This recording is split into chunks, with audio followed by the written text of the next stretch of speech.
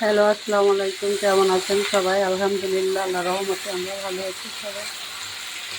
এই তো বন্ধুরা, প্রতিদিনকার মতো রান্নাবান্না করার জন্য চলে এসেছি। আজকে রান্না করছি ঘুঘু পাখির গোশ আলু দিয়ে, আর এটা হচ্ছে ডাঁটা শাক। আর রান্না করব ডাঁটা দিয়ে আলু দিয়ে শোল মাছ দিয়ে। এই হচ্ছে আজকে আমাদের রান্না। এই তো কষানোর পানি দিয়ে দিয়েছি। এই তো ভাজি কমপ্লিট হয়ে গেছে, এখন নামিয়ে নেব।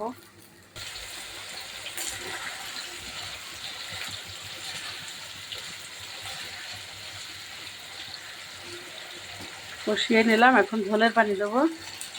এই যে এই পাশে শোল মাছ ডাঁটার আলু দিয়ে একটা তরকারি রান্না করব, সেই তরকারির জন্য পেঁয়াজ বসিয়ে দিয়েছি।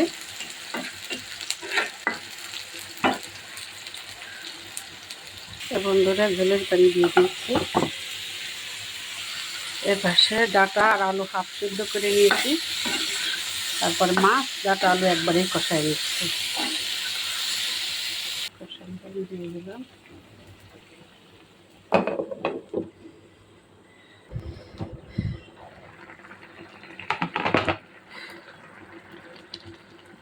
ধনিয়া পাতা দিয়ে দিয়েছি।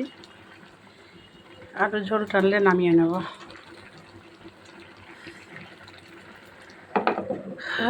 হোক, এপাশের তরকারিও আর একটু ঝোল টানলে নামিয়ে নেব।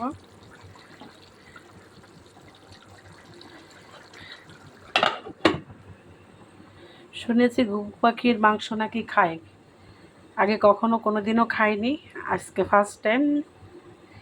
জানি না কেমন লাগবে।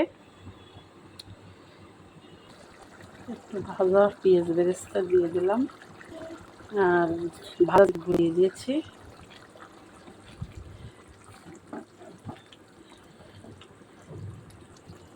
মাছের তরকারিটা কমপ্লিট। এখন পাখির মাংসটা হয়ে গেলে রান্না ডান। এই তো বন্ধুরা, রান্নাবান্না কমপ্লিট। এখন একটু ধনিয়ার পাতা ভর্তা বানাবো।